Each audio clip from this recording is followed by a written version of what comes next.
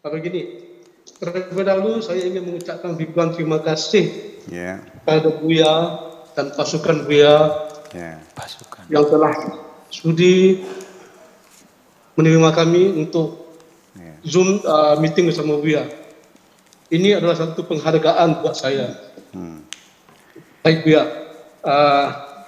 tadi Buya ada mengatakan tidak ada aku kecuali aku. Zat itu hanyalah milikku. Tidak ada ego itu kecuali aku. Hakikat bukan zat dan bukan objek. Setiap saat mempunyai bahagian yang terbelah. Hatiku adalah, hakikat adalah yang tersembunyi. Engkau adalah roh yang berasal dari rohku. Jadi pertanyaan saya Buya, siapakah roh yang sebenarnya Buya? Itu saja Buya. Oke. Terima kasih Buya. Tuan Guru Khalil di Singapura, silakan. Saya pun demikian pula, hari ini saya sangat bahagia sekali bisa berjumpa dengan Tuan Guru Khalil. Tapi tulisannya saya Khalil ya, Tuan Guru Khalil. Saya sangat bahagia sekali bisa ketemu. Insya Allah nanti di kesempatan kita bisa berjumpa physically, kita ketemu. Ini lewat Zoom dulu. Secara fisik kita ketemu insya Allah. Tuh nanti mudah-mudahan corona cepat selesai lah. Ya. Corona ini menghambat kita ini. Seramai 10 orang. Ramai sekali. Jadi begini, tidak ada aku kecuali aku. Jadi aku ini kan kata pengganti orang. Apa namanya domir. Nah dalam bahasa Arab namanya domir itu seperti huwa, huma, hum, hiya, huma, huna, anta, antuma, antum, anti, antum, antuna, ana, nahnu. Itu namanya domair, domir. Nah domir itu adalah hati sanubari sesungguhnya. Sahibud domir, orang yang punya hati sanubari, orang yang punya jiwa kemanusiaan yang luhur, itu namanya domir. Nah domir itu mengekspresikan sang pembicara namanya aku pertama, pihak pertama, pihak kedua namanya kamu, pihak ketiga namanya dia itu. Nah ini sesungguhnya bahwa domir itu adalah Tuhan juga sesungguhnya. Sebab ketika ana la ilaha illa ana, ana adalah Tuhan. Kalau huwa dia Tuhan bukan, Tuhan juga la ilaha illa huwa. Anta kamu Tuhan bukan, Tuhan juga la ilaha illa anta sesungguhnya. Nah ini dibalik permainan kata-kata yang semacam itu sesungguhnya hakikatnya kita ini bukan zat, bukan objek. Karena keberadaan kita sendiri sebetulnya adalah sifatnya nisbi. Keberadaan kita keberadaan nisbi. Kita sesungguhnya tidak ada. Yang ada itu hanya Tuhan. Ya, semua makhluk yang ada itu adalah tampilan mahalut tajalli dari zat Tuhan. Yang punya zat hanya Tuhan saja. Kita ini adalah tidak punya zat dan bukan objek. Nah, saya sering mengibaratkan dengan bahasa Indonesia yang sangat sederhana, dengan logat Melayu yang simpel saja. Saya memberikan gambaran begini, bahwa yang wujud hanyalah Allah. Makhluk itu adalah bayang-bayang. Ya. Ketika orang itu berjalan, bayang-bayangnya berjalan. Ketika orang itu berhenti, maka bayang-bayang itu berhenti. Ketika orangnya duduk, maka bayang-bayangnya duduk. Yang saya tanyakan, bayang-bayang ada enggak? Sebetulnya tidak ada. Bayang-bayang itu adalah hanya karena ada bagian yang menghalangi tembusan cahaya. Sehingga cahaya tidak menembus sampai ke lantai karena dihalang-halangi oleh kita. Yang ada itu adalah kitanya, bayang-bayang itu tidak ada.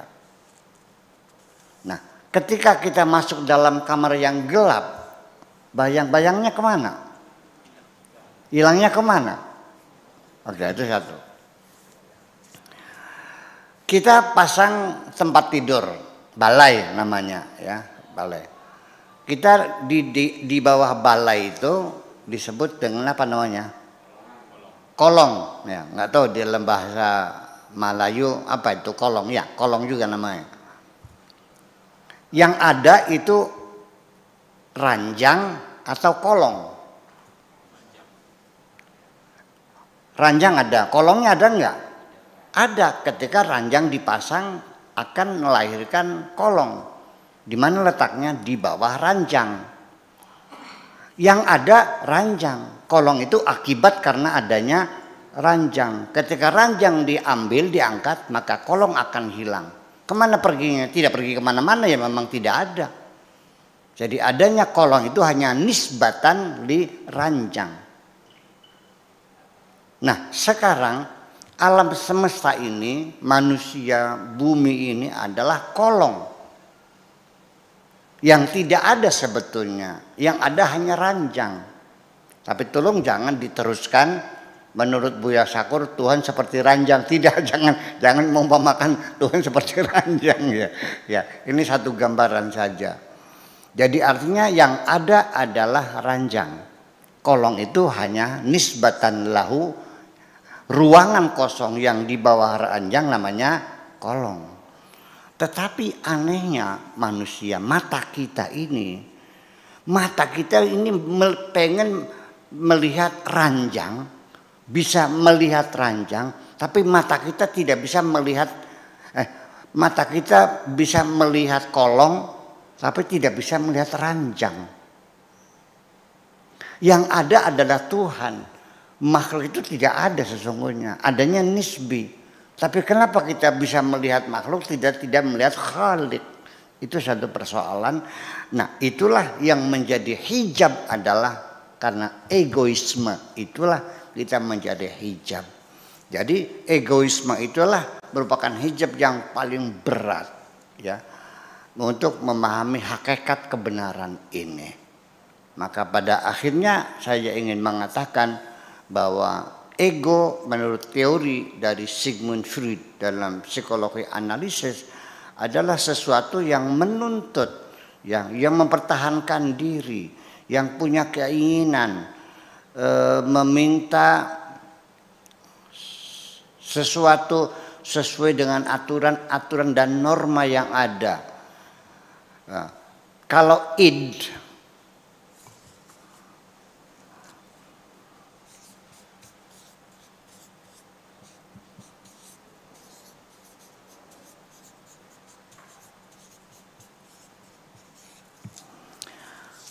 dalam teori psikoanalisis, ego ini al-ana, id itu al-huwa, dan super ego namanya al-anal a'la. Id itu tugasnya dia minta disenangkan, minta dipuaskan, ingin mendapatkan kenikmatan, pengen yang cepat dengan cara apa saja, karena nafsu birahi. Lihat cewek cantik, langsung dia ingin menikmatinya. Lihat uang, pengen mendapatkannya tanpa melihat norma-norma. Ego di sini tugasnya mengontrol. Jangan begitu. Kalau suka sama cewek itu, ya sama perempuan cantik itu, datanglah baik-baik. Datanglah meminang ke rumah orang tuanya, bukan langsung ditangkap diajak ke kebun, gitu kan. Ini, jadi karena ego yang semacam ini menurut Sigmund Freud adalah ego yang mengendalikan id itu. Nah, ketika dalam pertempurannya disitulah kita harus minta intervensi kepada yang super ego. Jadi ego itu baik sebetulnya. Yang tidak baik itu adalah egosentris, yaitu hubbun nafas, ya, sehingga dengan teman saja kita akan lihat orang itu egosentris atau tidak.